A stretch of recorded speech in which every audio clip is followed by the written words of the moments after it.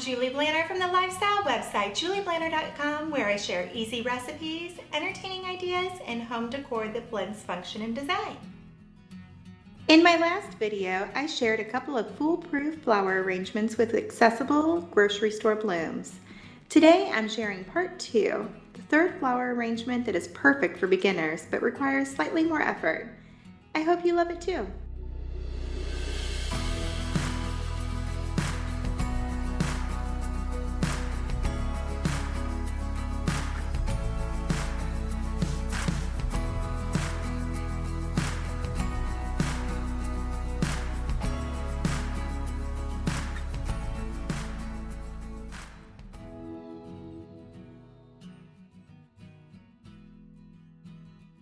Now, if you're feeling a little more confident in your flower arranging skills, this one is for you. It requires just 2 flowers, but you can add something like Queen Anne's lace or Little Baby's breath or something soft and simple in between. But it requires just those 2 flowers and is always pretty simple to make and effortless. This flower arrangement definitely looks better the day after. And I'll try to come back and shoot that for you because roses really grow to their home. So when you first put them in, they kind of stand straight up, but then as the time goes on, they really bloom outward and they're just so gorgeous and so simple. But even better, they're really accessible. You can find roses anywhere. So let's get started with our third and final arrangement. Now, of course, we're going to fill our vase with water. We'll remove all the packaging from the store. And this one I would consider a confident beginner. There's really nothing complicated about it. It just is a little more effort than the other 2. And you have to have a little more trust in both the flowers and yourself. So now that we've gotten rid of all this crazy packaging, we're going to do the same thing. I always like to process my flowers that are going to fall below the rim of the vase. And we're going to measure and see how tall we want these. I actually think we might be at a pretty good point for them all. Now we just freshly cut them, so they're good to go there. And we're just going to alternate. I'm going to get rid of that guy. If you see any petals that just aren't looking so lovely, I'm guessing these were from Valentine's Day and they've probably been sitting at the grocery store for quite a while because today's Tuesday and Valentine's Day was on Friday. So we can just remove these petals on the exterior and that makes them look much more fresh. That's kind of the hard part after Valentine's Day. Valentine's Day, you get all the most beautiful flowers. And then afterwards there are leftovers, so the flowers for the first week or so are pretty bleak. Now this arrangement is a great centerpiece for your kitchen. Like I can often put it on my island, your breakfast room table or dining room table, and it's also great for a living room piece if you want to place it on your coffee table. So it's a really versatile centerpiece, and sometimes when I make one, I use it on all 3. Depending on where we're going to spend the most time, or I'll move it from one room to another. I might have it on our coffee table, and when it's time to move to the breakfast room for dinner, I will move the arrangement with us. Now I don't do that for my own family very often, but I do that anytime we have guests. You can see I'm removing a lot of petals here. These are all falling pretty well like I want them to, and you can see I'm working around the vase and they're kind of interlocking right now. I'm building the vase of my arrangement. And you'll also notice that I haven't started adding in any seeded eucalyptus yet. And you can see how some have a little more height than others. Once I work my way all the way around the vase, then I can start building the interior. I'm doing this without floral tape for 2 reasons. 1, I never use floral tape on this arrangement. You can, but I just personally don't. And 2, because my children stole it. Again, we're just going to remember about those sweet little memories they're making. I'm making this arrangement because I just wanted to add a little life to our home. Spring has not sprung yet, and I'm kind of ready for it. So this will add just a hint of color. They're the softest pink. Now you can see I'm kind of nestling these into the stems and trying to stand them up a little bit. This guy's not quite ready yet. I need to weave a little more in here, or I'm gonna pop them in there. Not quite ready yet.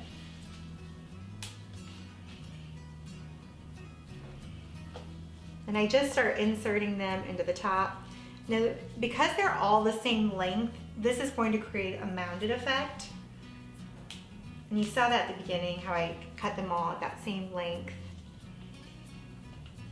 And again, instead of using tape and just locking them in, I'm just finding a place that will kind of hold them together.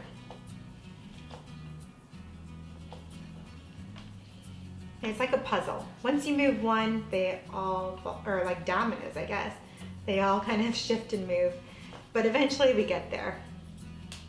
And this is not going to feel all that full just yet because A, of the height that I cut them at, and B, because they really need to open up. So again, tomorrow will be a better indicator of how these will really look.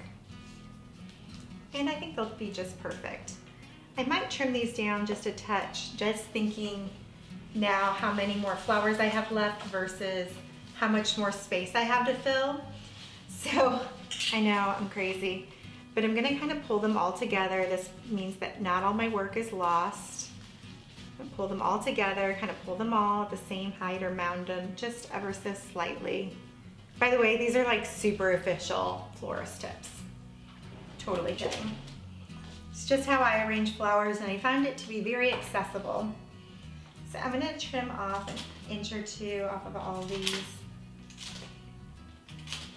And the shorter they are, the more full the vase will feel.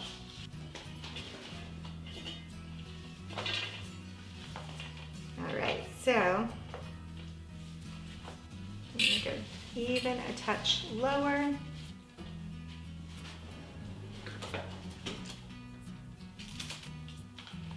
Nothing green in there. And because I did that, a couple of these leaves are falling too low, and I'll take those out.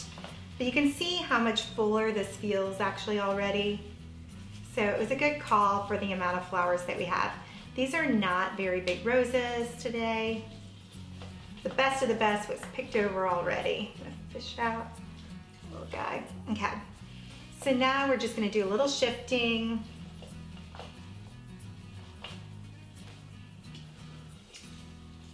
And some filling. And it doesn't have to be perfect, and it really just takes some toying around with, which is why I said that confidence is everything with an arrangement like this. If you're confident, it will turn out spectacular, but you just have to really play with it and have a little faith in yourself. And I'm just kind of trimming these up as I'm inserting them now, because I had trimmed the others.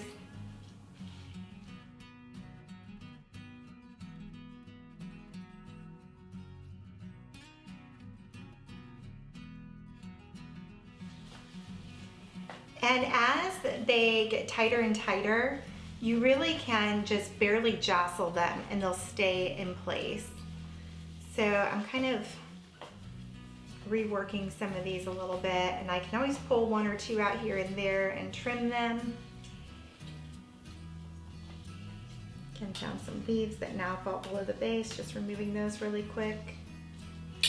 Okay, well, we're not looking super great right now. Not super impressed with myself, but again, you just try and try again. I'm gonna lift these all up just a touch and kind of see what I need to do to adjust them all. There we go.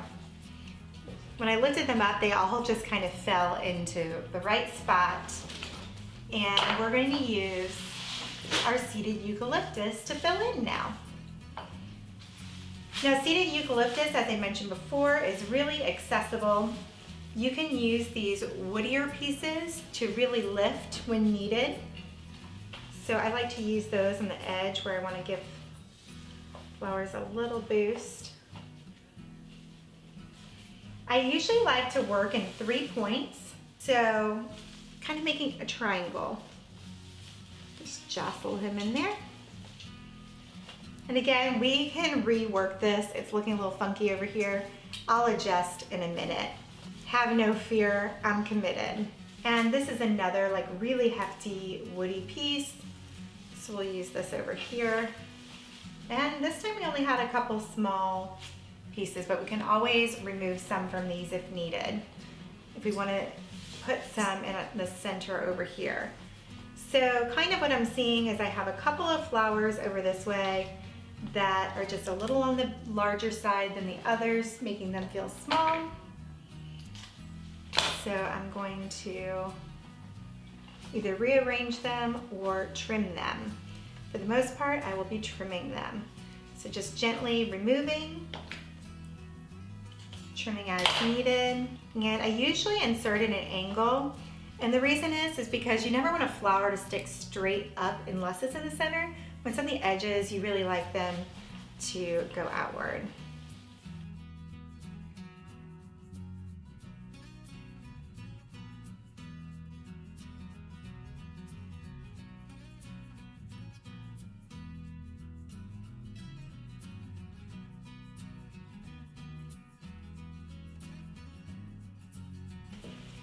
Okay, we're starting to look better here. And again, I'm not gonna worry. I can always adjust tomorrow when I see how they really fall.